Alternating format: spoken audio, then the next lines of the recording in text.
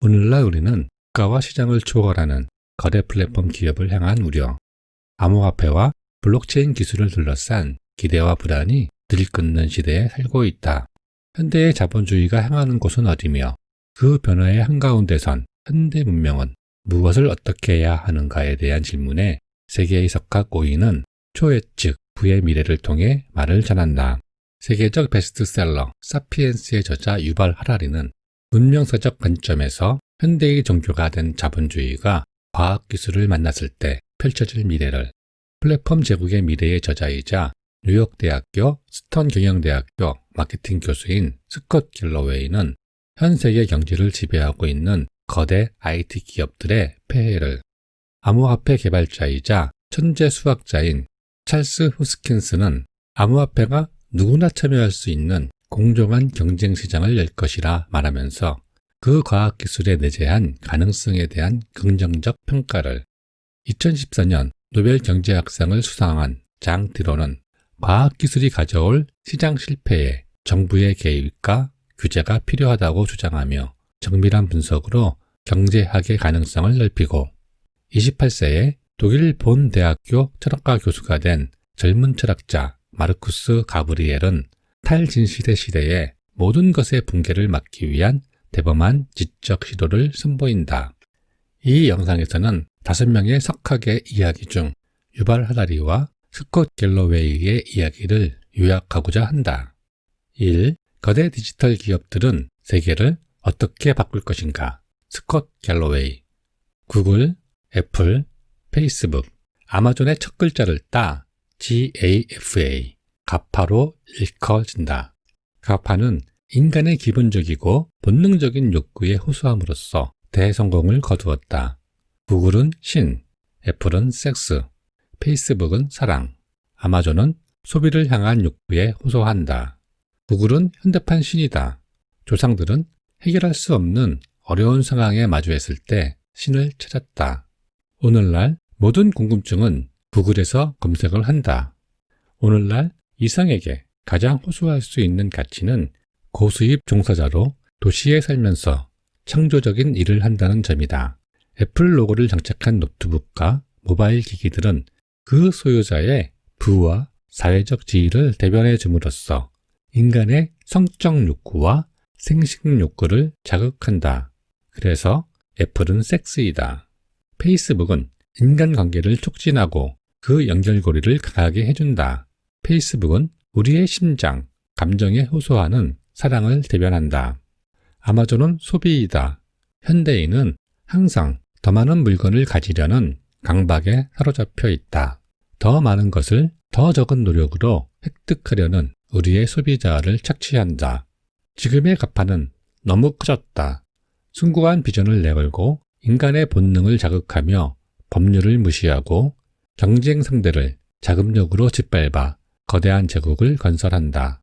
독점은 혁신을 져야 한다.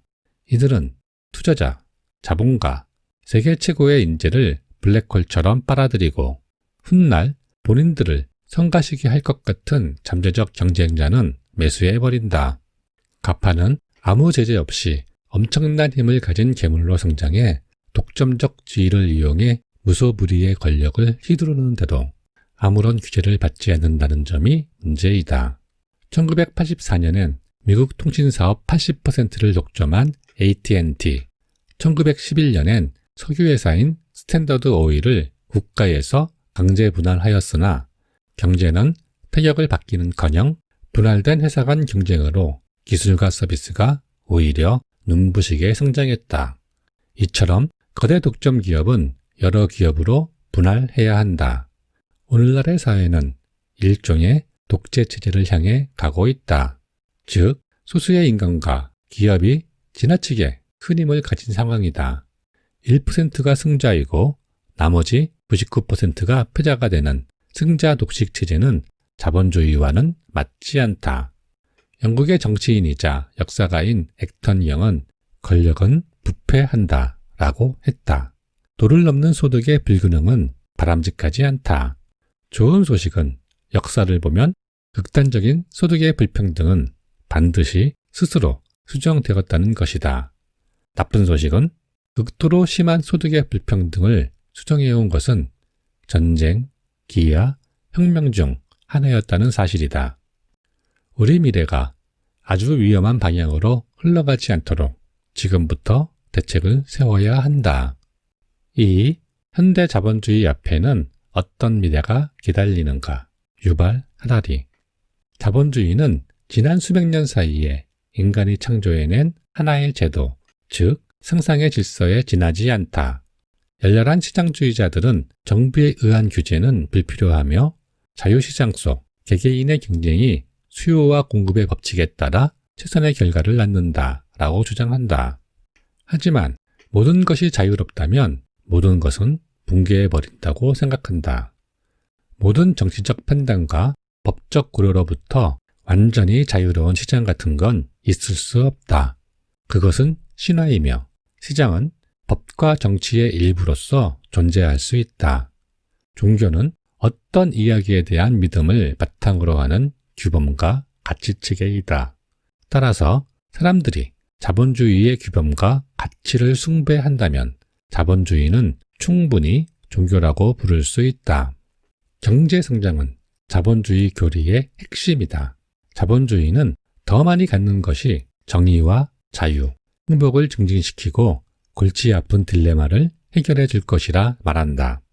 즉, 경제성장이야말로 거의 모든 문제에 적용 가능한 만능 열쇠이자 만병통치약으로 성장을 방해하는 것은 무엇이든 무시되거나 해체되거나 파괴된다. 이런 의미에서 자본주의는 종교라 할 수 있다. 자본주의는 사람들의 욕망을 전제로 한다. 욕망은 자본주의의 엔진이다. 자유시장에서 고객이 항상 옳다고 하는 건 고객의 합리성이 아니라 고객의 필요와 욕구가 옳다는 뜻이다.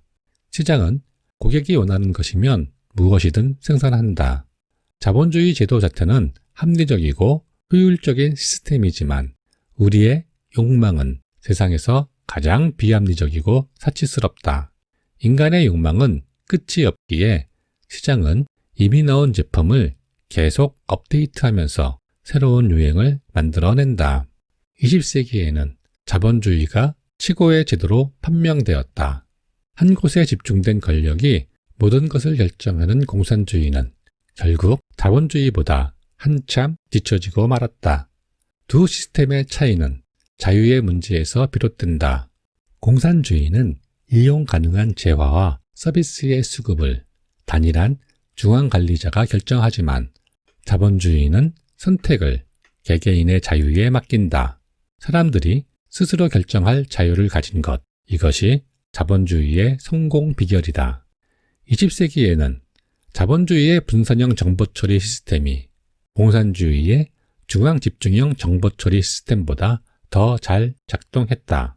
그때는 한 곳에 모인 대량의 정보를 빠르고 정확하게 처리할 수 있는 기술이 없었기 때문이다.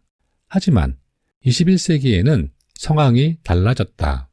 인공지능, 기계학습, 빅데이터, 알고리즘 같은 기술들이 중앙에서 어마어마한 양의 정보를 처리해 올바른 결정을 내리는 일을 가능하게 해주며 이 기술들은 분산식보다 집중식에 효율적이다. 20세기에는 분산형 시스템이 확실하게 우위에 있었지만 새로운 과학기술에 힘입어 21세기에는 중앙집중형 시스템이 유력해질지도 모른다. 현대는 디지털 감시 기술이 노동자 및 소비자의 행동을 면밀하게 관찰, 분석해 모은 데이터로 수익을 창출하는 감시 자본주의 시스템으로 전환되고 있다. 가파와 같은 민간 기업과 미국 국가안보국 같은 정부기관이 사람들이 미처 알아채지 못하는 사이에 그들의 경험과 행동에 관한 대규모 데이터를 실시간으로 수집하고 있다. 이런 데이터의 집중화인 감시 자본주의가 계속된다면 결국 자유시장은 소멸하고 말 것이다. 이처럼 데이터 소유를 어떻게 규제할 것인가 라는 문제는 최근 새로운 정치 의제로 떠오르고 있다. 이는 21세기에는 데이터가 세계에서 가장 중요한 자산이 될 것이며 부와 권력의 원천인 데이터를 누가 차지하느냐에 따라 정치, 경제, 사회 모두가 바뀔 것이다. 미래에는 지금의 화폐가 사라질 가능성이 있다. 대신 데이터를 매개로 하는 거래가 더 많아질 것이며 우리는 데이터가 유일한 교환 품목이자 수단임을 전제한 새로운 경제를 준비해야 한다. 미래엔 자본주의가 사라질지도 모른다. 국가가 발행하는 통화가 없어질 수도 있고 사람들 대부분이 직업을 가지지 않고 정부에서 주는 소득에 의존하며 살아갈 수도 있다. 오늘날 각광받는 인공지능과 생명공학, 나노기술 등의 첨단 과학과 신기술은 수십 년 안에 세계를 극적으로 바꿀 것이다. 이는 피할 수 없는 흐름이다. 하지만 결정된 바는 아무것도 없다. 누구도 미래를 정확하게 예측할 수 없다. 우리가 유일하게 아는 것은 지금 상태에 머무는 게 더 이상 불가능하다는 사실뿐이다.